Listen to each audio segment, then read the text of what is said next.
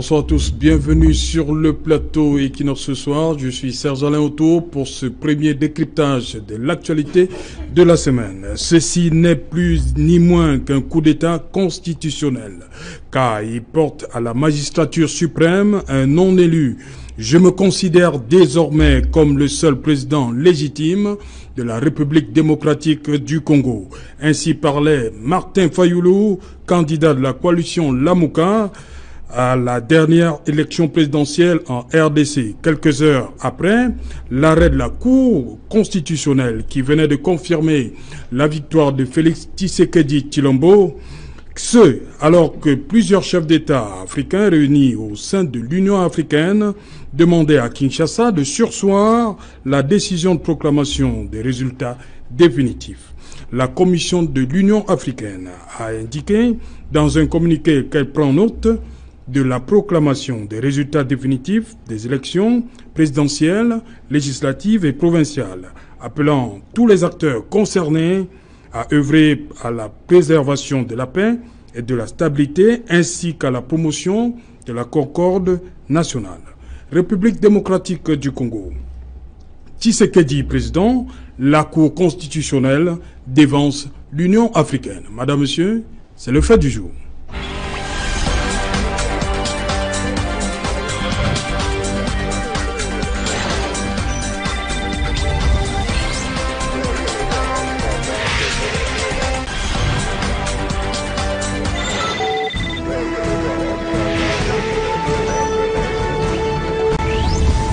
République démocratique du Congo. Tshisekedi président, la Cour constitutionnelle dévance l'Union africaine. Pour en parler ce soir, je suis en plateau avec Martin Zan. Bonsoir. Bonsoir, c'est Jalon. Voilà, vous êtes juriste. Juriste financier, membre de la société politique, parce que en réalité j'ai aussi été président de l'association OGLDPC et je reste dans la politique.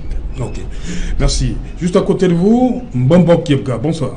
Bonsoir Serge Alain et bonsoir à tous les téléspectateurs de Equinox ce soir. Voilà, vous êtes autorité traditionnelle. C'est bien cela. Oui. Alors, je suis fier d'être là ce soir. Et nous avons eu un week-end très mouvementé. Je tiens quand même à le faire savoir. Il se trouve que vendredi dernier, je me trouvais dans mon village. Et mon village se trouve à 45 km de Yaoundé, dans l'arrondissement de Matombe. Aux environs de 22h30, alors que je rentrais chez moi, et je trouve donc un taxi qui a barré la route de l'entrée de chez moi. Et quand mon neveu qui me conduisait s'arrête, c'est 8 malfrats armés qui viennent encercler notre véhicule et nous intiment l'ordre de descendre. Alors cela a été fait parce qu'il fallait tempérer, sinon ça aurait été plus grave. Alors, ce que j'ai remarqué dans cette affaire, c'est qu'il y avait deux groupes. Et ceux qui nous ont agressés avaient l'allure d'être des Peuls, parce qu'ils étaient bruns. Ils parlaient, ils avaient le sang, l'accent. Vous n'allez pas stigmatiser une communauté. Non, mais je dis, ils ne semblaient ne pas être des Camerounais. Oui. Et ils étaient bruns et ils avaient l'accent Peul. Et il y avait un autre groupe caché dans l'ombre. Cela devrait être des Camerounais, mais ils ne se faisaient pas voir. Ils n'étaient pas cagoulés, c'était à visage découvert. Ils nous ont donc agressés, ils ont arraché toutes nos choses. Mais ce que je tiens quand même à dire, c'est que quand ils nous ont relaxés, ils sont partis avec notre véhicule. Je suis descendu en route. J'ai trouvé un chauffeur dans un village là aux environs de minuit qui avait 200 francs de crédit, qui m'a donné son téléphone. J'ai appelé mon épouse à Douala, ma charmante épouse que je remercie encore une fois de plus, qui a donc saisi toutes les autorités de ce pays. Et en moins d'une heure, l'axe lourd était miné par la police et la gendarmerie. Et ça fait donc avant le lever du jour, au niveau de Nomayos, ce véhicule a été saisi par les forces mixtes de sécurité qui y étaient, la gendarmerie et la police. Donc je tiens à remercier ici le travail remarquable que la gendarmerie nationale et la police camerounaise a eu à faire pour arrêter ce véhicule à moins de quelques heures. Oui, donc vous louez le travail de nos forces de défense. Ah oui, là je dis quand ils veulent, ils le font. Et là je dis bien, j'ai saisi mon épouse vers minuit 30. Et ça, je tiens aussi à préciser, hein, parce que il faut, ça peut arriver à tous les Camerounais. Et quand j'ai saisi mon épouse, et il a appelé son enfant, un de ses enfants, en leur disant que j'ai eu une vidéo là qui dit que si vous avez un problème, appelez le 1500. Et l'enfant a fouillé dans Google, a appelé 1500. Et c'est ce 1500 là qui nous a rappelé que votre véhicule est à Noumayos. Okay. Donc, si vous avez des problèmes, appelez le 1500. Et le 1500 ne demande pas l'argent du carburant, ne demande pas les frais de communication. Ils ont un budget pour cela. Okay. Je suis un témoin vivant. Okay. Voilà, sur ce plateau également, Maître Achille, bonsoir. Oui. Bonsoir à tous les panélistes qui nous sont aussi permis de dire ici bonsoir à tous les militants du SDF de la région du littoral qui m'écoutent actuellement. Salutations militantes à tous les combattants de Douala 2e. Okay, merci. Vous êtes avocat au barreau du Cameroun, c'est bien cela? Effectivement, conseiller juridique régional du SDF, pour le littoral. Ok, sur ce plateau ici, Alain Djipo, bonsoir.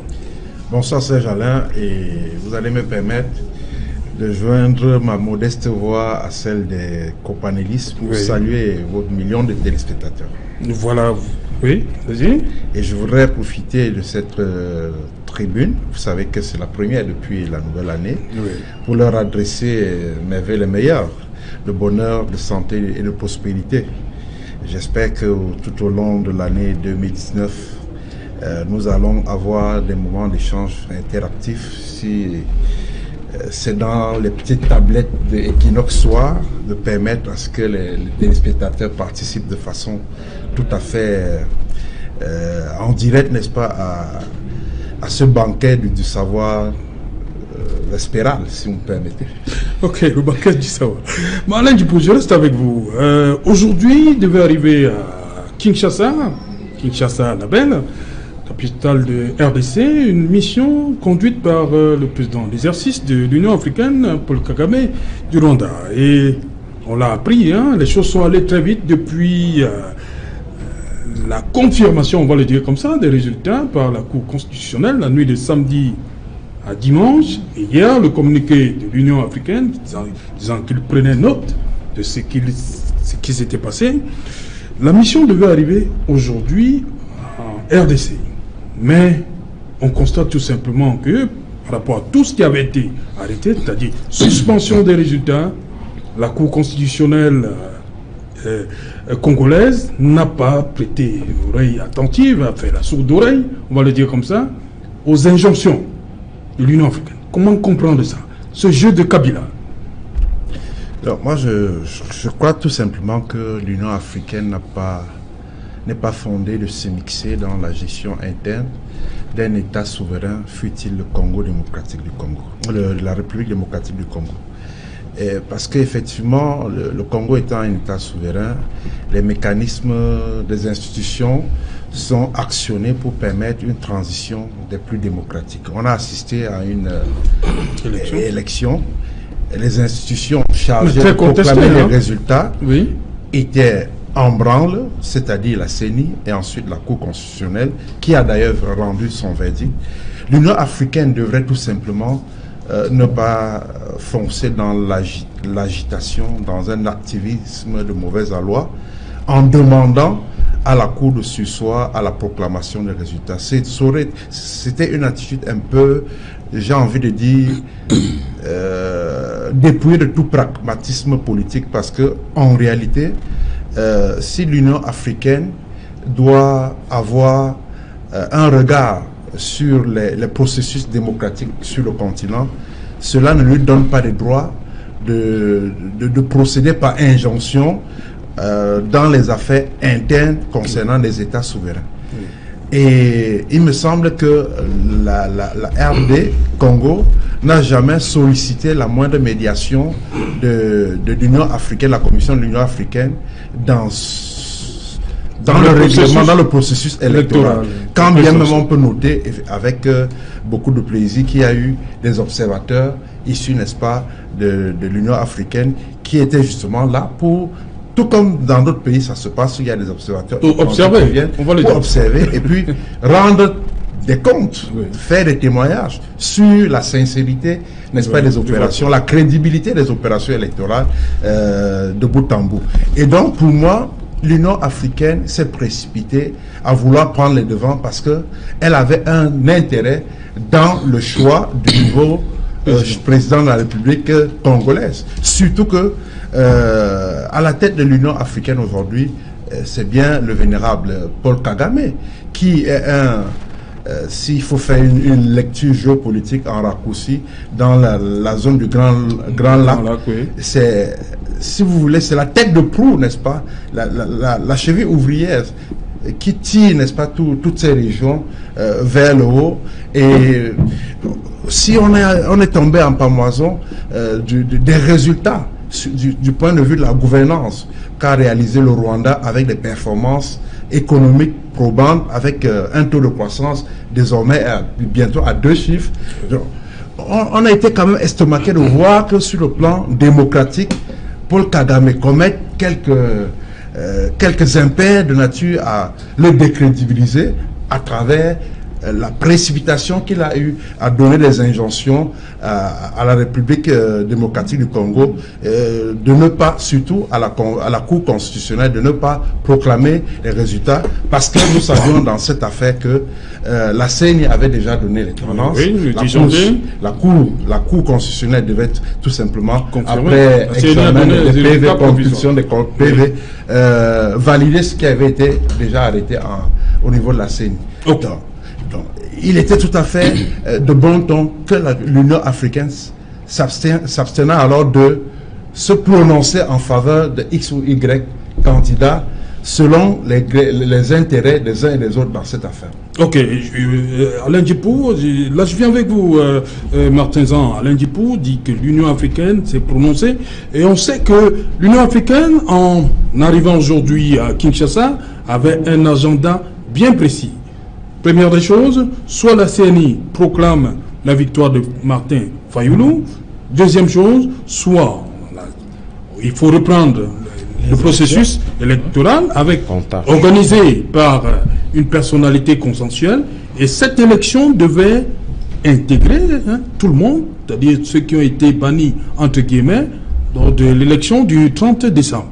Comment comprendre cette attitude de l'Union africaine avec à sa tête Paul Kagame? Moi, je trouve que c'est de l'immaturité politique. Parce qu'en réalité, il y avait plusieurs enjeux, plusieurs intérêts. Il y a des intérêts géopolitiques, des intérêts géoéconomiques et des intérêts géostratégiques qui contrôlent la zone des Grands Lacs. C'est de ça qu'il s'agit. L'Union européenne n'avait pas, l'Union africaine autant pour moi, n'avait pas à adopter cette attitude. Est-ce que si le président avait été quelqu'un qui ne sortait pas de la région des Grands Lacs, disons par exemple un président qui sort de l'Afrique de l'Ouest, est-ce que ça aurait été la même chose? Je ne pense pas, parce qu'en réalité, peut-être le président de l'Afrique de l'Ouest allait sûrement, n'est-ce pas, voir d'abord des intérêts avant d'agir. Oui. Parce que je me dis, voilà, ils se butent, n'est-ce pas, à la Cour constitutionnelle et à la souveraineté de la RDC. Oui. Il ne pouvait pas, il ne devait même pas, déjà Paul Kagame ne devrait pas faire ça, parce que chez lui aussi il y a des élections cette année, je pense. Donc, il devait, n'est-ce pas, d'abord s'abstenir avant que de voir quels sont les intérêts. Parce que la Belgique reste tout de même, n'est-ce pas, la puissance coloniale de la RDC. Oui. Et il y a la France. Et il y a la Chine qui exploite, n'est-ce pas, exploite des mines, des minéraux. Donc, on devrait voir déjà ces attitudes. Quelles sont les positions de ces grandes puissances avant que d'agir? Mais l'Union africaine n'a pas compris. Mais heureusement, ils ont fait un rétropédalage et ils se sont, n'est-ce pas, ravisés et tout est rentré dans l'ordre. Je crois tout de même que, pas que je crois, Félix Tshisekedi a déjà été adoubé par le conseil, par la CENI d'abord, le conseil, la Cour constitutionnelle, la SADC, l'Afrique du Sud, le président namibien et tanzanien, et voilà, il est adoubé, il reste président. Ok, maître, dites-moi, Martin Zan a parlé de rétropédalage. Comment comprendre l'attitude de l'Union africaine entre jeudi, où on dit on suspend la proclamation des résultats parce qu'on a un agenda qu'on va imposer à Kinshasa aujourd'hui, et hier dimanche on dit on a pris note. Comment comprendre ça? En réalité, Alain, il ne s'agit pas pour moi d'un rétropédalage. L'Union africaine dans son rôle n'est pas dans son plat. L'Union africaine a fait tout faux bon. En réalité, la Cour constitutionnelle congolaise lui a coupé l'herbe sous le pied. Parce que tout observateur de la scène politique, surtout ceux qui s'occupent, ou je veux dire qui ont étudié, ou alors qui regardent ce qui se passe en RDC, ils devaient comprendre que c'est aujourd'hui que la CENI devait rendre absolument son tablier, devait vider sa saisine. Alors, la pression incomprise de l'Union africaine les a amenés à les mettre devant les faits accomplis. En réalité, le précédent panéliste a parlé de l'immaturité politique. C'est le vocable juste, il faut le dire. C'est l'immaturité politique. Aujourd'hui, nous avons appris qu'il y a un communiqué disant que l'Union africaine avait pris note, non, pris acte, pris note de la proclamation. De la proclamation. Le communiqué dit exactement ceci, si vous permettez. Allons-y. Elle prend note de la proclamation des résultats définitifs des élections présidentielles, législatives et provinciales, appelant tous les acteurs concernés à œuvrer à la préservation de la paix et de la stabilité, ainsi qu'à la promotion de la concorde nationale. L'Union africaine n'avait plus de choix. Il faut se dire la vérité. Parce qu'en réalité, derrière la géopolitique, la géostratégie et tout le reste là, il s'agit d'un problème de blason à redorer de la part de monsieur, non, de monsieur Kagame, de Paul Kagame, parce que il s'agit là de quelqu'un qui a quelques semaines de la fin de son mandat, il a quelques semaines de la fin de son mandat et voudrait démontrer aux Occidentaux que lui, c'est un, qu'est-ce que je vais dire, c'est un fervent défenseur des principes démocratiques. Même s'il ne le fait pas, vous croyez qu'il peut être recalé chez lui, au Rwanda? Il venait d'être élu à 98% des suffrages exprimés après avoir modifié la Constitution, s'il vous plaît. Donc, moi je pense tout simplement que l'Union africaine n'avait aucunement le droit d'enjoindre les institutions de la République démocratique du Congo de faire ci ou ça.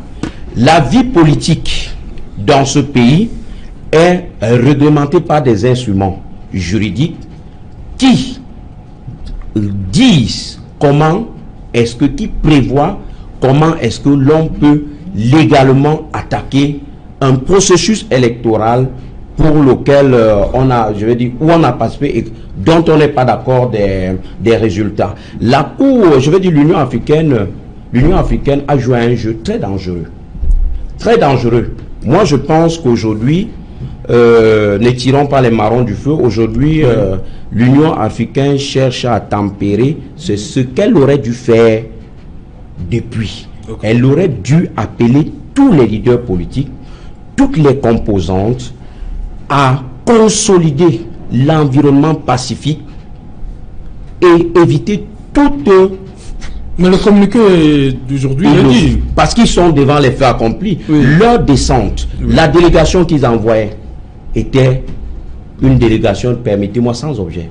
Qu'est-ce qu'ils partaient encore faire là-bas? C'est vrai, c'est j'allais autour. Je n'ai pas compris comment 10 chefs d'État ont pu se réunir et ont pu, n'est-ce pas, sortir une telle décision. Ok. Et je voulais m'enchaîner, si vous permettez. Oui. Je voulais même poser a priori la question de savoir, est-ce que ce communiqué est celui de l'Union africaine en tant qu'institution? Il n'y a pas de démenti jusqu'à présent. Voilà un bonbon qui a cette descente de l'Union qui était prévue, mais on sait quand même que l'Union africaine, comme beaucoup de membres de ce qu'on va appeler comme ça la communauté internationale, s'appuie sur, entre guillemets, les dires de la conférence épiscopale nationale du Congo, qui ne reconnaît pas, entre guillemets, n'a pas reconnu la victoire de Félix Tshisekedi. Alors, on tient plutôt pour un autre candidat, qui est bien évidemment Fayulu. En fait, quand on regarde le comportement de l'Union africaine, on comprend exactement pourquoi Kadhafi a été tué.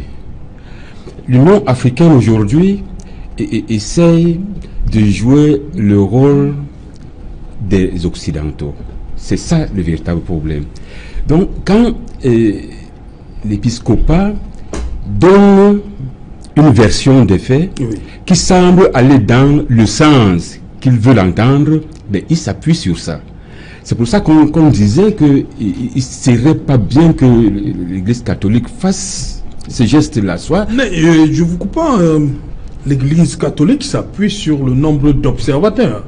Ils avaient 40 000 observateurs pour cette élection. Oui, ils avaient 40 000 observateurs, ce qui est vrai.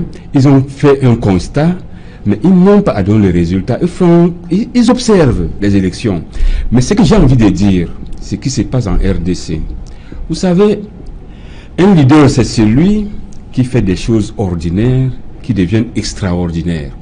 Ce que nous avons vu, moi je ne soutiens pas Kabila, mais ce qu'il a fait montre que l'Afrique peut changer. Oui. L'Afrique peut dire non aux Occidentaux. Oui. Et ça, c'est une preuve. Ça, c'est un leader. Il faut que les pays africains suivent l'exemple de la RDC. Parce que là, quand Kagame prend le relais, parce qu'il en prélude de soutien qu'il voudrait avoir aux prochaines élections chez lui. Donc, il n'y a rien à faire. Moi, je pense que nous devons plutôt imiter ce que Kabila a fait en RDC. Ça, c'est un bon exemple que nous devons apprécier. Copier. Alain Djipo, Mambo Kepka parle de ce qu'a fait Kabila. On est tous d'accord? Kabila, aujourd'hui, il a dit non à la communauté internationale qui, on le voit souvent, après les présidentielles, dit non, nous on reconnaît elle. Je ne vais pas vous rappeler le cas de la Côte d'Ivoire. Mais pour une fois, un président, on va dire sortant, et c'est pas forcément son poulain qui a gagné, mais les résultats sortis de la CENI ont été, même comme la communauté internationale ne les reconnaissait pas, mais on sait quand même que la communauté internationale a plié devant cette volonté de Kabila de ne pas retoucher dans le sens de la communauté internationale les résultats là-bas. Vous savez très bien que Joseph Kabila a voulu imprimer sa marque dans la marche de la République démocratique du Congo. Et si dans ce rare moment de lucidité, il a pensé qu'il fallait tenir tête aux puissances occidentales qui tenaient à installer un président de la République fantoche à la place et à la place de la volonté populaire des Congolais, la majorité des Congolais, je crois savoir que cela n'annule pas pour autant les mauvaises pratiques démocratiques qu'on lui connaît. Oui. C'est-à-dire, durant son magistère en RD Congo, on a vu jusqu'où il a amené ce pays, qui est pourtant un scandale écologique, un scandale géologique. Bref, ce n'est pas un modèle de démocrate en réalité. Oui. Même si aujourd'hui, on peut quand même se féliciter de ce qu'il a eu un moment de lucidité en pensant que au moment où le Congo inscrit l'une des plus belles pages de son histoire, il est temps qu'on donne la possibilité aux Congolais eux-mêmes de choisir qui est celui, de choisir librement et en toute légalité leur dirigeant principal. Ça a été dans le cas. Maintenant, il se trouve que dans ce rôle-là, l'Union africaine laisse penser qu'il soutenait un candidat. L'Union africaine a été déçue par la volonté des Congolais qui n'ont pas jeté leur dévolu sur le choix que soutenait l'Union africaine.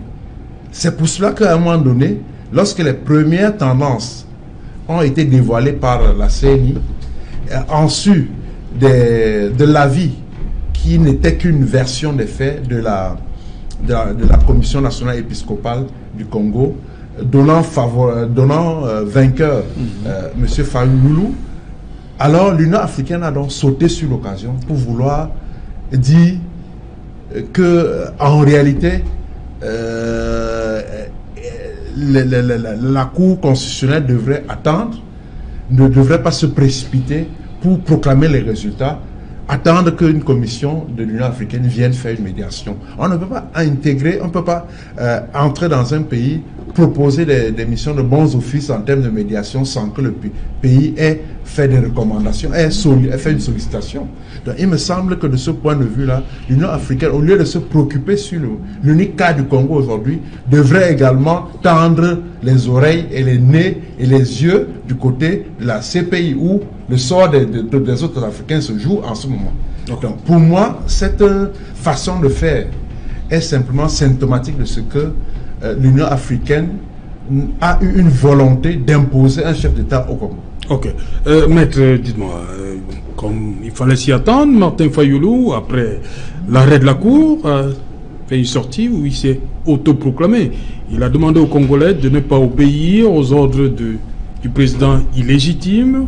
Il a également demandé à ses compatriotes que dans les prochains jours, il y aurait des marches pacifiques. Ben, moi, je pense... Ça, c'est normal, ça, pour un chef... vraiment, pour quelqu'un qui prétendait être président, pour quelqu'un qui sollicitait le suffrage de ses concitoyens à la magistrature suprême, je pense qu'il devait avoir un peu de recul. L'émotion peut prendre le devant de la scène à un certain moment donné, mais je pense que si j'avais quelque chose à dire, je pourrais tout simplement demander à tous les acteurs de la scène politique congolaise de prendre beaucoup de recul, les compromis, et surtout éviter que la situation ne dégénère dans une sorte de violence tribale, laquelle serait alors très très difficile. Croyez-moi, je dis très difficile d'arrêter. Monsieur Fayulu a vu son recours rejeté par la Cour constitutionnelle et bien sûr laquelle Cour a validé, si on peut s'exprimer ainsi, a validé les résultats de la CENI. Étant une Cour qui vide sa saisine en dernier recours, moi je pense sincèrement que sur le plan politique, il y a des compromis. Je parle en tant que politique. Il y a des compromis que l'on peut, auxquels on peut se soumettre dans l'intérêt supérieur de la nation. Ok. Voilà, Martin Zang, comment comprendre qu'en Afrique, il y a toujours, on a comme l'impression que ça se ressemble, hein? Après l'élection, il y a toujours des revendications. C'est une question de jeu. Les gens investissent beaucoup pour la présidentielle et n'arrivent pas à admettre les résultats. Il y a des gens qui savent aussi qu'ils vont perdre et qui ne vont jamais gagner et qu'à la fin, ils vont toujours demander au peuple de se soulever. Oui. Mais je crois que pour le cas Fayulu, qu'est-ce qu'il doit faire aujourd'hui? Il a demandé, il faut... Pour le cas Fayulu, dans une espèce de compromis avec le camp Tshisekedi Vital Kamerhe. Effectivement. Kabila. Effectivement, parce que Martin Fayulu n'a pas compris. Il y avait trois acteurs dans cette élection. Il y avait d'un côté le président Kabila, de l'autre côté la CENI et la Cour constitutionnelle, et de l'autre côté Félix Tshisekedi. pourquoi on devrait se poser la question de savoir pourquoi le président Félix Tshisekedi, c'est vrai qu'il n'est pas encore investi, oui. Il n'est pas encore. Il sera le 24 j'ai dit. Le 24, voilà. 24 janvier. Voilà. Pourquoi est-ce qu'il est rentré? Quand il rentre de la Belgique, il dénonce l'accord. On devrait comprendre par là qu'il avait déjà été coopté par le président Kabila. Et qu'on devrait avoir cette fin. Fayulu n'était qu'un pion, il n'a pas compris. Il n'a pas compris que l'élection ne se joue pas avec lui. Entre les mains de qui? Entre les mains de Kabila, bien sûr. On lui a fait comprendre que peut-être il pouvait arriver, mais à la fin, il n'arrive pas. On choisit plutôt quelqu'un d'autre. Comment comprendre que la CENI et la Cour constitutionnelle soient d'accord, soient en accointance? S'ils sont en accointance, ça veut dire que ça, c'est un cas. Bon, l'autre cas, c'est Kabila, sachant qu'il va perdre le pouvoir, consolide de ce côté la CENI et la Cour constitutionnelle, qu'on peut dire, ok. Bon, il savait qu'il allait perdre à travers Ramazani. Il savait déjà. Comment ça? Il savait parce que il savait qu'on ne voulait plus de lui. Si on ne veut pas de lui, on ne veut pas de son représentant. Dans tous les cas, c'est clair. Mais aussi, il y a avec tous les moyens de l'État. Effectivement, il est sorti là, on ne l'attendait pas. Et ça, c'est un grand dribble politique pour le président Kabila. Mais il y a un côté qui m'étonne, c'est, n'est-ce pas, la conférence épiscopale nationale. Comment ça? Pourquoi ça vous écoute? Si le prélat veut faire la politique, que le prélat enlève la soutane. Quel est ce prélat qui... Je vais reprendre un proverbe... malien qui dit vaudrait mieux un mensonge qui unit qu'une vérité qui divise. Quelle est cette vérité que le prélat veut faire sortir? Elle va nous diviser. Alors le prélat devrait déjà... Mais le prélat s'appuie, comme je disais en Bombok tout à l'heure, sur ses observateurs sur le terrain. Il dit que le résultat proclamé par la CENI le 10 janvier est loin de refléter ce que eux, ils ont observé. Si le prélat observe dans la Bible, là on peut dire oui. Mais s'il se trouve dans les urnes, on peut aussi dire oui. Mais le prélat n'a jamais été scrutateur. Le prélat n'est jamais allé vérifier les urnes. Le prélat se base sur des faits qu'on connaît même pas. On n'a même pas la véracité de ces faits. Mais le prélat fait quand même tout de même une sortie et vient déclarer une vérité. Moi j'ai dit une vérité entre guillemets qui va nous diviser, qui va diviser le Congo. Le Congo est déjà laminé, déjà par la faim, la misère et autres. Maintenant, voilà les guerres. On est sans oublier aussi que de l'autre côté, il y a le président Kagame. Ceux qui sont dans le nord Kivu, ce sont les ressortissants rwandais. Comment comprendre que Kagame fasse encore une sortie pour dire, voilà, oh, Kagame a sûrement eu une partie du gâteau. Peut-être aussi, peut-être pas. On se calme. Bon, il y a cette situation aujourd'hui, on n'entend pas beaucoup parler Jean-Claude Bemba, Katumbi et les autres qui étaient des soutiens, qui sont des soutiens de Fayulu. Comment comprendre ce silence, ce mutisme? Il nous fait peur.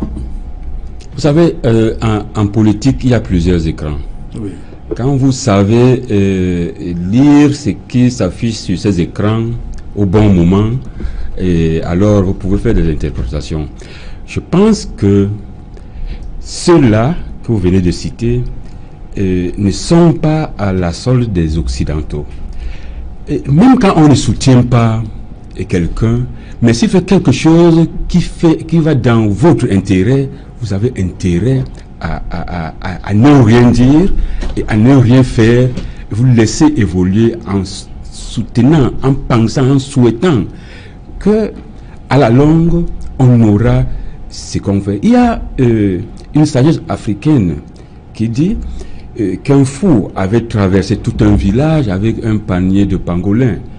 Alors quand on le dit, on pense que quand on a fait ce geste, que je loue le geste de Kabila, au sortir de là, ces Occidentaux vont désormais respecter les Congolais, et en ce moment-là, ceux qui ne disent rien aujourd'hui peuvent se dire, maintenant donc c'est entre nous, mesurons-nous donc nos propres forces sans avoir l'aide des Occidentaux qui, quand ils veulent orienter à gauche, même si vous êtes puissant, comment vous irez à gauche. Maintenant, si les forces sont neutralisées entre les Congolais, moi je pense que la balle va revenir au centre. Je pense que pour cette raison, ils peuvent rester tranquilles et observer. Le compromis. Oui, ok. Oui, je voudrais dire un mot à la suite des avocats sur la notion de compromis. Pour dire que, en fait, je crois qu'il est dans l'intérêt du peuple congolais et des dirigeants congolais, sinon du principal qui vient d'être adoubé par les institutions républicaines, d'ouvrir un canevas au dialogue. Dialogue pour asseoir les conditions de gouvernance. Vous savez très bien que l'Assemblée nationale congolaise, c'est à dominance FCC, c'est-à-dire c'est le parti de Kabila qui est la majorité absolue pratiquement à l'Assemblée. Et donc le pouvoir en place devra aller dans la cohabitation. Et c'est selon la constitution de ce pays-là, la réalité du pouvoir appartient au Premier ministre. Ça veut dire tout simplement que le Premier ministre, la tête du gouvernement de l'exécutif, sera issu des rangs de M. Kabila. Et donc, pour que le pays ne soit pas dans un enlisement total, je crois que c'est cette direction-là que les avocats suggèrent une espèce de compromis pour permettre justement un gouvernement, pourquoi pas, d'union nationale, pour éviter, n'est-ce pas, une crise post-électorale qui va perdurer et déstabiliser le pays. À l'image de ce qui s'est passé au Gabon, de ce qui s'est passé même au Cameroun, pourquoi pas. Qui s'est passé ou qui se passe? Bon, au Cameroun, vous savez, ceux qui ont voulu faire la résistance semblent essouffler un tout petit peu. Comment ça? C'est le 26, non? Non, ça continue pas? Ne voyageons pas sans bagage, s'il vous plaît. Comment ça? C'est-à-dire que il nous a souvenu que le principal adversaire de M. Biya, le deuxième qui est arrivé selon les résultats du Conseil constitutionnel camerounais, avait estimé qu'il utilisait tous les moyens que lui offre, n'est-ce pas, le droit pour revendiquer sa victoire. Encore qu'il vous souvienne que celui-là s'était autoproclamé vainqueur avant que les institutions républicaines ne se prononcent sur... C'est pas le même cas de figure aussi. Attendez, vous allez voir pourquoi je voudrais faire le parallèle. Oui. Donc, pour dire que il va utiliser tous les moyens légaux pour que ses droits soient sauvegardés, soient restitués, parce qu'il estime que sa victoire a été volée par le régime en place. Il est donc allé à Addis Abeba saisir l'Union africaine. L'Union africaine qui est simplement encline à se prononcer sur le cas congolais. Qu'a-t-elle dit au sujet du cas du Cameroun, avec cette saisine qui est officielle? Je n'ai pas beaucoup, sauf si mes informations, sauf si je suis en retard par rapport à cette information, je n'ai pas beaucoup entendu un feedback de l'Union africaine par rapport à la saisine du Camerounais au sujet de ce problème électoral au Cameroun.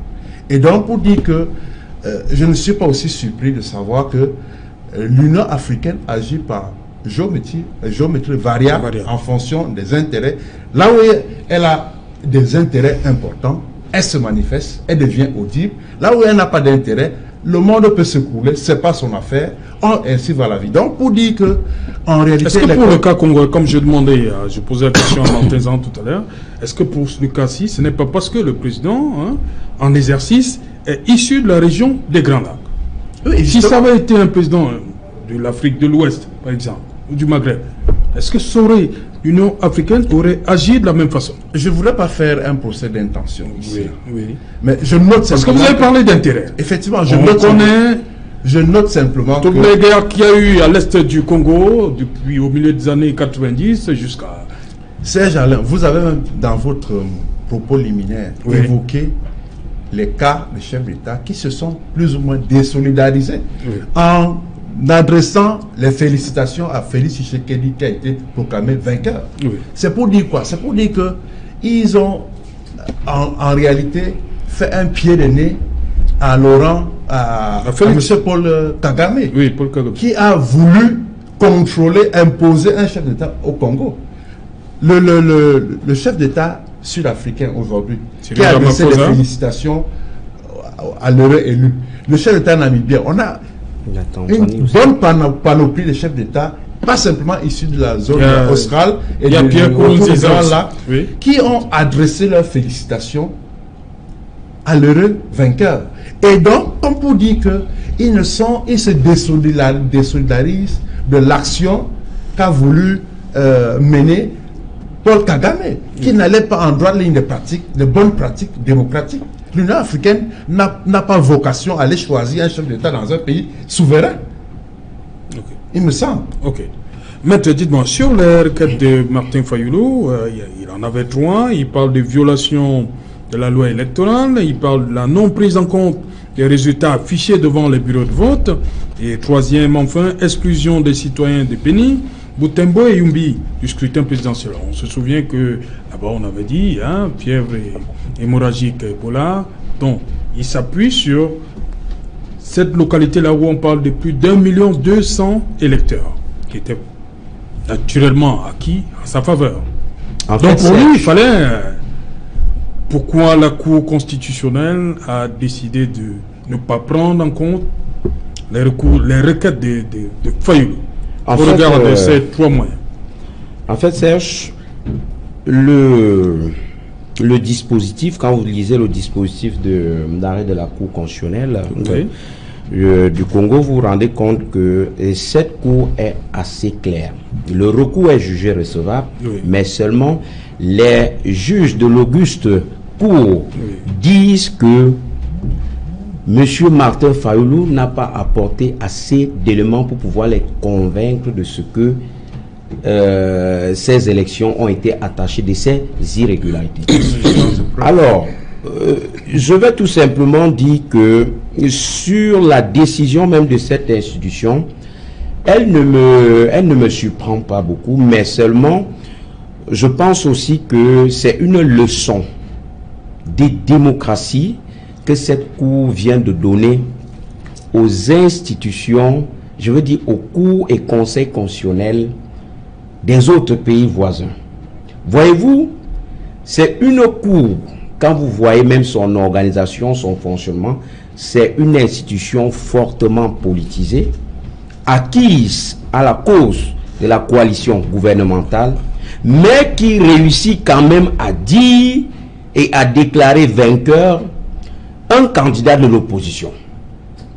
Voilà une leçon de démocratie que les cours constitutionnels, les conseils constitutionnels des pays voisins devraient s'en approprier. Alors, ce n'est pas parce que vous êtes du parti au pouvoir qu'absolument vous allez jouer la, je veux dire, non, est-ce que vous pouvez dire ça si Tshisekedi est en compétition avec Chadari, Emmanuel?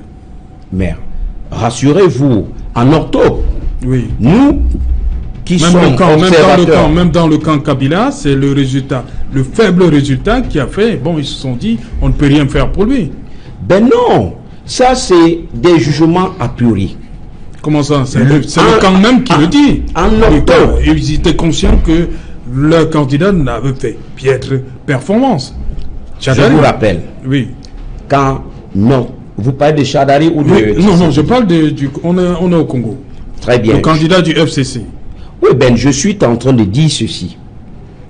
La Cour constitutionnelle du Congo vient donner une véritable leçon de démocratie et de justice impartiale, indépendante aux autres pays voisins. Pour revenir à votre préoccupation, en octobre 2017, oui. Non, oui, 2018, oui, en octobre 2018, il y avait des sondages qui ont été faits par des institutions crédibles qui mettaient, je veux dire, qui donnaient Félix Tshisekedi vainqueur et son parti, l'UDPS, oui, en tête en ce qui concerne les législatives. Donc, je pense tout simplement que avant d'arriver à ces élections, M. Tshisekedi s'est un peu brouillé. Je vais prendre 2 exemples simples. Il y a cette affaire de machine à voter, oui, dont une partie des partis politiques se réunissaient pour faire un front, oui, contre ces machines, parce que, disait-il, c'était des machines à tricher. Oui. Pourquoi? Parce que les écrans tactiles là, pour la plupart de la population, leur étaient étrangers. Alors, l'UDPS s'est désolidarisé de cette position et a appelé à aller au vote. Parce que si jamais ils font front contre ces machines, ça donnerait encore à M. Kabila 1 ou 2 années de se maintenir au pouvoir. Puisqu'il va dire, comme vous refusez ces machines, ok, laissez-nous du temps pour commander d'autres, et en plus, mais il n'y a pas d'argent. Hein. Oui. Deuxième cas de figure, c'est cette affaire de dénonciation de l'accord de Genève. Oui. Vous vous souvenez que lui, il avait dit, la loi c'est la loi, je dis Félix, la loi c'est la loi, je vais soutenir Fayoulou, oui. Je vais soutenir ça, il a dit étant à Genève. Justement. Mais il est revenu sur sa décision. Oui, avec après les pressions venant de la base du secrétaire général. Le secrétaire général l'a même menacé en direct de destitution. Oui, vous êtes au courant de tout ça. Oui, justement. Et moi, je pense sincèrement que M. Félix Tshisekedi, c'est un président qui pourrait être à l'écoute. C'est ces revirements de situation qui ont peut-être discrédité le parti et lui-même à l'international et peut-être auprès des Occidentaux. Mais moi je pense, pour avoir observé cette scène, pour être à l'écoute depuis, je pense sincèrement que la vérité des urnes a été exprimée. Ok, Martin Zan, le parti, le FCC, reste majoritaire à l'Assemblée. C'était le moins de mal pour Kabila. C'était un partage. Tshisekedi, entre Tshisekedi et Fayoulou. Il fallait choisir Tshisekedi parce que c'est le moins de mal. Effectivement. Il fallait choisir Tshisekedi parce qu'en réalité, on devrait avoir des accords. Et c'est ce qui s'est passé. Kabila reste avec les députés et les mairies. Donc forcément, il a le Premier ministre. Il a le Premier ministre dans tous les cas. Donc il contrôle toujours l'action politique. Oui. Il n'est pas parti. Il n'est pas parti, puisque c'est lui qui tire les ficelles dans l'ombre. C'est lui qui a tout organisé pour que ce soit ainsi.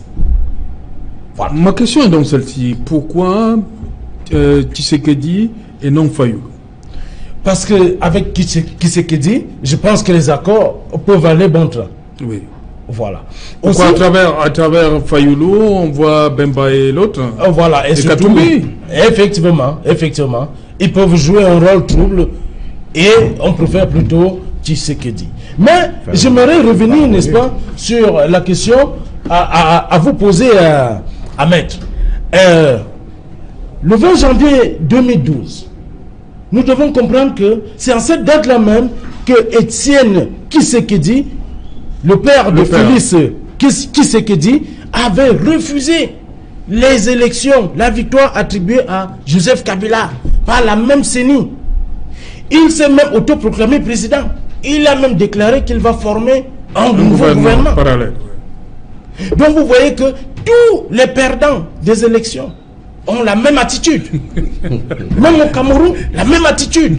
Dès lors qu'on perd. Parce qu'en ce moment, c'était les élections de 2011. Le 28 novembre 2011.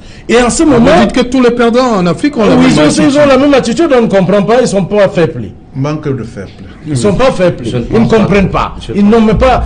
Ça fait l'objet de... Effectivement. C'est un autre débat. C'est pourquoi le 20 janvier... Pour lui, aucun perdant n'a jamais félicité... oui, ils ne sont pas prompts à féliciter l'autre, à dire, ok, voilà, tu nous as gagné, c'est bon, c'est toi. Ils ne disent pas ça, ils sont toujours en train de dire, ok, voilà, il faut descendre dans la rue. En temps, ils envoient leurs enfants en héros, la femme en héros, eux-mêmes ils fuient, après ils disent, ok, allez dans la rue, pourquoi on nous tue? Non, on ne peut pas accepter ça. Ça ne peut plus marcher. Nous sommes matures maintenant. Alors il faut qu'on comprenne que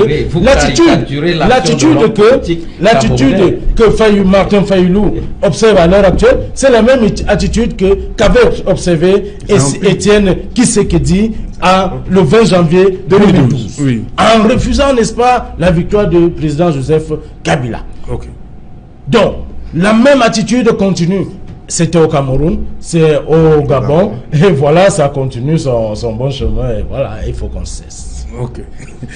Bon, dites-moi, cette Oui, bon, Cédric Noufelet, il est déjà là. Bonsoir Cédric. Bonsoir Serge Alain, bonsoir à vos invités. Voilà le premier rendez-vous, 20h de la semaine. Au menu ce soir, Cédric Noufelet. Ce soir, nous parlerons de la réaction de l'Union africaine après cette décision de la Cour constitutionnelle de reconnaître la victoire de Félix Tshisekedi à la tête de la République démocratique du Congo, alors qu'une mission de haut niveau était attendue à Kinshasa. Elle a été reportée et ces élections présidentielles au Congo-Kinshasa pourraient être le sujet à l'ordre du jour du prochain sommet de l'Union africaine prévu en février 2019. Et nous évoquerons également un autre pays d'Afrique de l'Ouest, cette fois-ci, où les élections présidentielles suscitent de vifs intérêts, notamment ceux de Karim Wade et l'ex-maire de Dakar. Ils ont vu leur recours être rejeté par le Conseil constitutionnel au Sénégal. Pourtant, ils espéraient être candidats à l'élection présidentielle à venir au Sénégal pour challenger le président sortant du côté de ce pays d'Afrique de l'Ouest. Nous en parlerons dans la page internationale du 20h. Et au Cameroun, nous évoquerons ce problème des médicaments de la rue qui continuent d'être préférés, notamment dans les localités situées dans l'arrière-pays, dans la région du centre. Vous suivrez les raisons qui poussent les populations à préférer ces médicaments de la rue à ceux de la pharmacie. Pourtant, ils mettent leur vie en danger. Nous en parlerons dans un instant. Serge Alain. Voilà, développement des titres, c'est dans le 20h de Cédric Noufelet. Quant à moi, je vous retrouve après pour Equinox Soir, deuxième partie, le temps du débrief, toujours en compagnie de nos 4 invités. Madame, Monsieur, place tout de suite à la pause journal.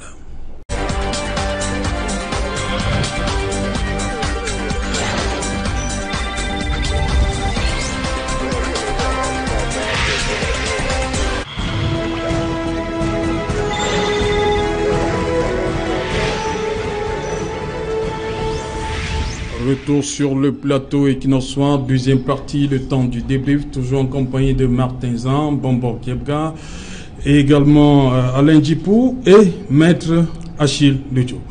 Je commence avec vous, Maître. Il y a un sommet de l'Union africaine qui est prévu en février prochain, mais, comme a dit Cédric dans le journal, on va parler de RDC, mais Félix Tshisekedi aura déjà prêté serment le 24 janvier. Ce sera pour faire quoi? Justement, Alain, je me pose la question, ce sera pour faire quoi? Déjà, pourquoi mettre ça encore à l'ordre du jour? Je voulais même déjà m'interroger sur ce vocable qui a été utilisé dans le communiqué de l'Union africaine qui parle de reporter. Oui. Reporter. C'est annuler ou reporter? Il faut se dire la vérité. C'est annuler. Oui. Parce que tout ce que l'Union africaine ira encore là-bas faire, vraiment, ce serait sans objet. Monsieur Félix Tshisekedi aurait déjà prêté serment, je crois que c'est le 24. Oui, le 24 janvier. Alors, vraiment, moi je pense que l'Union africaine gagnerait à rester dans son plat, d'accompagner le processus post-électoral dans un climat pacifique. Parce que ce que ils veulent, je veux dire, cet autre sommet, ce serait vraiment le sujet de la RDC pour moi, serait clos. Vous voulez qu'on parle de quoi? De Gbagbo? C'est un autre sujet. Ok, pour l'Union africaine. Bon, dites-moi, ce sommet de l'Union africaine en février prochain, il faut encore évoquer la RDC? Et l'Union africaine... Est-ce qu'il pourrait prendre part à ce sommet, Félix Tshisekedi Tshilombo? Mais il fait partie de cette organisation. Oui. Donc normalement, il devait y prendre part. Oui. Alors ce que j'ai envie de dire par rapport à l'Union africaine, c'est pas une association des ingénieurs ou bien des anciens élèves de telle ou telle école. C'est une association des politiciens. Oui. Et en politique, il faut faire très très attention. Et tout ce qui est rouge n'est pas toujours rouge pour tout le monde. En ce moment-là, l'Union africaine doit se réunir pour essayer d'arrondir des angles. Parce que vous savez très bien, c'est pas moi qui le dis, qu'en politique, c'est pas des amitiés, hein, mais c'est des intérêts. En ce moment-là, ils vont se réunir, ils vont constater que Et le Congo démocratique a fait un choix. Comment on gère ce choix? Moi, je pense que le simple fait de soulever ce problème, c'est pour avoir les avis des uns et des autres. Mais le constat sera fait. Le Congo est déjà là. Et qu'est-ce qu'on fait avec leur position? Mais ils ne vont pas revenir sur la décision. Félix sera président. Entre autres, hein, oui. Voilà, il sera Félix président. Il aura déjà prêté serment. Il aura déjà prêté serment, il sera président. Et puis, ils seront même invités sûrement au Congo démocratique. Voilà. Et puis, qu'est-ce qu'ils vont faire d'autre? Ils vont assumer. Et ça va avancer. Ok, Martin Zan, ce sommet-là, avec vous voyez Félix Tshisekedi ce jour-là, ça sa première grande sortie. Oui, il doit assister parce qu'il sera il aura déjà prêté serment. Oui, il va prêter serment et il doit assister parce que son pays a d'ailleurs ratifié les accords de l'UA, donc c'est normal qu'il assiste. Mais en réalité,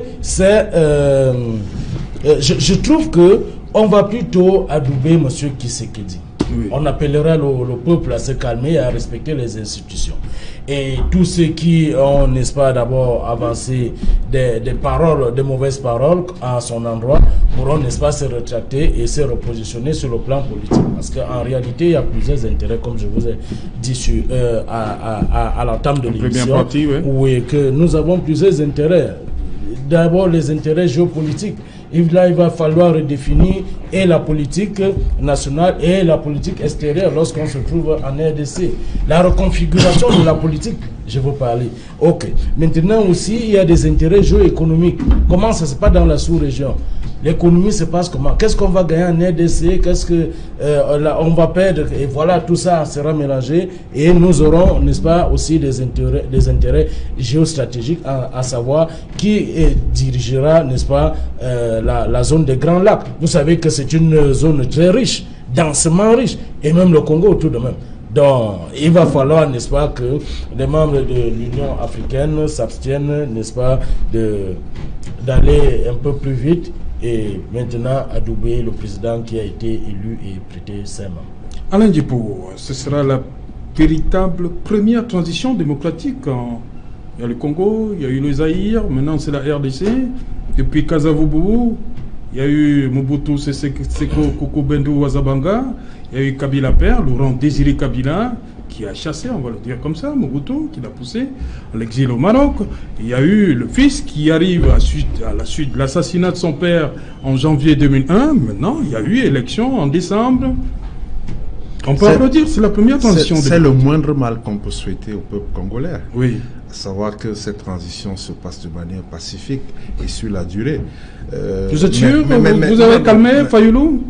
Non, je voulais en venir pour indiquer que quand on a fini d'émettre des vœux, on est obligé d'être aussi réaliste en prenant en compte la posture un peu va-t-en-guerre de Fayoulou qui s'est autoproclamé vainqueur et qui Non, il parle de marché pacifique. Qui n'envisage pas. Oui. Pourquoi vous dites va-t-en-guerre? Va-t-en-guerre parce qu'effectivement, il ne fait plus confiance aux institutions. Oui. Les institutions républicaines. Oui, il demande justement à la population de ne pas obéir. Alors, tous les autres candidats devraient se plier au résultat, n'est-ce pas, de la Cour constitutionnelle. Mais il me semble que M. Martin Fayoulou ne l'entend pas de cette oreille. Oui. C'est pour cela qu'on va entrer dans une crise post-électorale. Mais notre vœu le plus cher, tout à l'heure vous avez interrogé mes copanélistes sur l'intérêt qui a inscrit la RDC au cœur des préoccupations du prochain sommet de l'Union africaine. Alors qu'on a tourné la page. Également, la page n'est pas tournée. Alors que lui a appris la page n'est pas tournée. C'est maintenant que on va être plus regardant sur ce qui va se passer au Congo. Parce que souvenez-vous très bien que les périodes post-électorales en Afrique génèrent toujours de vives tensions. Oui. Et il n'est pas de bon ton de penser que tout s'est déjà joué, la transition est pacifique, est assurée, tout est OK. Oui. Maintenant, il faut être vigilant. Je crois pouvoir être, même si je n'ai pas été d'accord avec l'Union africaine, dans le sens de vouloir s'ingérer et de choisir un chef d'État. Maintenant, si l'Union africaine veut véritablement jouer un rôle, Si maintenant... Alain Djipo, l'Union africaine réagit à la suite de beaucoup d'autres. Il y a eu le Drian, il y a eu la Belgique, il y a eu la SADC d'abord, même comme depuis, il y a aussi le trop pédalage de la SADC. Je voudrais juste clarifier... Pourquoi on focalise sur l'UA? Je voudrais juste clarifier cette volonté de l'Union africaine d'accompagner les acteurs de la scène politique. Justement. Si c'est ça le cas, pour éviter qu'il y ait un autre chaos en RD Congo, alors nous saluons l'initiative de placer la RD Congo au cœur des préoccupations du prochain sommet de l'UA. Mais si c'est toujours dans l'optique de vouloir regenter le choix des Congolais, nous disons non. C'est pour cela que je me méfie un peu avec... je ne peux pas être tout de suite adopter une position de quelqu'un qui jubile après le communiqué de l'Union africaine. Parce qu'en réalité, il faut qu'on reste vigilant parce qu'il y a une crise post-électorale qui s'ouvre avec la posture de Martin Fayoulou qui ne reconnaît pas la victoire de l'autre. Et donc, il appelle donc le peuple gabonais à une désobéissance civile. Le peuple, j'allais dire congolais, en fait, vous comprenez le rapprochement. Pourquoi? C'est la même situation avec le Gabon. Ah bon? Pourquoi vous voyez le Gabon? C'est le même phénomène qu'on a vécu entre Ali Bongo et Jean Ping. Ali Bongo vainqueur, Jean Ping qui contestait. Et donc, j'ai bien peur que ce même cas de figure ne se reproduise en RD Congo. Ok, maître, avec vous, le Sénégal, la campagne va être lancée pour bientôt. 5 candidats, les candidatures ont été retenues, mais il y a un problème parce que le fils de l'ex-président Wade n'est pas sur les tablettes, ainsi que l'ancien maire. Pour vous, c'est Malick Sall a voulu écarter ce qui pouvait lui faire ombrage. Eh bien, voyez-vous, les 7 sages de la haute juridiction sénégalaise, en l'occurrence le Conseil constitutionnel sénégalais, ont rendu publique la liste des candidatures retenues. Parmi ceux, je veux dire, ceux recalés, Karim Wade, et l'ex-maire de Dakar, Khalifa Sall. Et il faut éclairer la lanterne des auditeurs, des téléspectateurs. En réalité, la haute juridiction sénégalaise s'est appuyée sur les articles 27 et 31 en ce qui concerne le cas de Khalifa Sall pour du code électoral sénégalais, en disant tout simplement, ou alors en constatant tout simplement que sa condamnation en appel à 7 ans de prison ferme le privait de ses droits civiques. À ce niveau, je m'arrête. En tant que juriste, je me pose la question, est-ce que le processus est clos? Puisque, en réalité, il y a une procédure en cassation qui n'est pas encore bouclée. En ce qui concerne maintenant le fils de l'autre, ministre du ciel et de la terre, vous avez dit tout à l'heure, c'est pas moi qui dis, c'est comme ça qu'on l'appelait au Sénégal. Sous son père. Le Conseil constitutionnel sénégalais invoque les articles 115. Motivation prise de ce que le code électoral sénégalais exige que dans le dossier de candidature de tous ceux qui voudraient accéder à la magistrature suprême, une pièce doit y figurer, la carte d'électeur. Mais il s'en va dit que l'inscription de M. Wade, Karim bien sûr, a été rejetée. Vous le connaissez bien. Et tout naturellement dans son dossier, cette pièce ne peut pas figurer. Et le système sénégalais qui proscrit la binationalité le touchait aussi. Je veux dire, cette interdiction le touchait. Et il a même dû l'année dernière, je pense, il a dû l'année dernière renoncer à la nationalité française. Laquelle renonciation a été même notifiée au président Macron. Maintenant, sur le plan politique, l'analyse politique que j'en fais, je pense, à mon avis, soit-il, que le grand perdant, le gagnant de cette situation n'est que le président sortant. Il doit aujourd'hui se frotter les mains. Oui. Le champ lui est grand ouvert, oui. Puisque aujourd'hui, il a en face de lui 4 candidats, c'est bien beau, mais est-ce que ces 4 candidats ont le poids de Karim Wade? Est-ce qu'ils ont le poids de l'ex-maire de Dakar? Donc, cette décision du Conseil constitutionnel... Karim Wade bénéficie de l'aura de son père, comme c'était le cas Félix, de son père Étienne Tshisekedi. Que ce soit Abdoulaye, je vais dire Karim Wade, que ce soit Étienne Tshisekedi, oui. Les deux ont toujours vécu sous l'ombrage de la figure emblématique de leur père. Oui. Alors, je disais tantôt pour chuter, ceux qui pensaient cette décision du Conseil constitutionnel sénégalais vient seulement verser davantage de l'eau au moulin de ceux-là qui pensaient et qui criaient que cette affaire risquerait de tourner à une cabale politique dont l'objectif serait d'écarter ces deux faucons de la politique. Alors que les articles sont là. Okay. Martin Zan, vous aussi, vous avez vu un moment problème politique. Maître, lui, il parle beaucoup plus de la règle de droit. Oh, en réalité, est-ce qu'on doit exclure ça?